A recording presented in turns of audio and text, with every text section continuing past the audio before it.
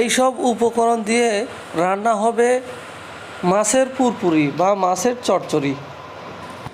আর এই হলো মাছ, পাবদা, পুঁটি এবং অন্যান্য মাছ। আর এটা আলু কুচি। প্রথমে কড়াইতে ওই আলুগুলো রাখা হলো, এই কুচি কুচি করা আলুগুলো রাখা হলো। এরপরে এই আলুর সাথে দিতে হবে কি ময় মশলা। প্রথমে দেওয়া হলো পেঁয়াজ কুচি, এই যে এর আগে দেখালাম পেঁয়াজ, সেই পেঁয়াজ কুচি দেওয়া হলো এবং মরিচ কুচি দেওয়া হলো। সুন্দরভাবে কিন্তু মাখানো হবে। এই যে আলু পেঁয়াজ এগুলো ময় মশলা দিয়ে এগুলো মাখানো হবে। তো প্রথমে পেঁয়াজ এবং মরিচ কুচি দেওয়া হলো, এরপরে মরিচের গুঁড়া, অল্প একটু মরিচের গুঁড়া দেওয়া হলো একটু কালার আসার জন্য, একটু ভালো সুন্দর ফ্লেভারের জন্য। তারপরে দেওয়া হলো হলুদের গুঁড়া, এই যে দেখেন মরিচ গুঁড়ার পরে দেওয়া হলো হলুদের গুঁড়া পরিমাণ মতো। তারপরে দেওয়া হলো নুন, কত সুন্দরভাবে দেখেন এটা নুন দেওয়া হলো। এরপরে দেওয়া হবে কি ওই যে আদা রসুন এবং জিরা বাটা, একসাথে যেটা বাটা হয়েছিল আদা রসুন জিরা, সেটা দেওয়া হলো।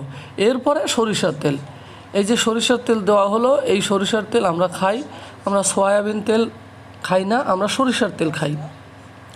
এই মাছটা এখন দিয়ে সুন্দরভাবে নেড়ে চেড়ে এটা মাখিয়ে নিতে হবে। তো এবার মাখানোর পালা, এভাবে মাখাতে হবে। এই সবগুলো উপকরণ মাখানোর পরে এই অবস্থা হলো। এরপরে এর ভিতরে দেওয়া হবে মাছ, এই যে দেখেন মাখানোর পরে এর ভিতরে দেওয়া হবে এই মাছ, এই কুটে রাখা মাছগুলো দেওয়া হবে। এই মাছগুলো দিয়ে আবার সুন্দরভাবে মাখাতে হবে। প্রথমে ওই মাছ ছাড়াগুলো যেগুলো ছিল সেগুলো মাখাতে হবে, এরপরে আবার মাছ দিয়ে সুন্দরভাবে মাখাতে হবে। মাখানোর পরে এর ভিতরে দিতে হবে পানি দিয়ে পরিমাণ মতো, এটা খুব বেশি দেওয়া যাবে না আবার কমও দেওয়া যাবে না, তো পরিমাণ মতো পানি দিয়ে এটা রান্না করতে হবে।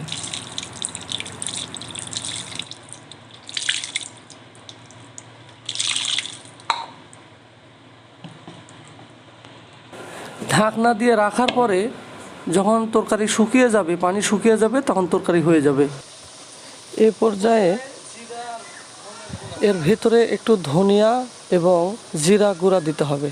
এই যে দেখেন ধনিয়া এবং জিরা গুঁড়া দেওয়া হচ্ছে। তারপরে শুকিয়ে গেলে চুলা থেকে নামিয়ে পরিবেশন করতে হবে, দেখবেন অনেক স্বাদের তরকারি।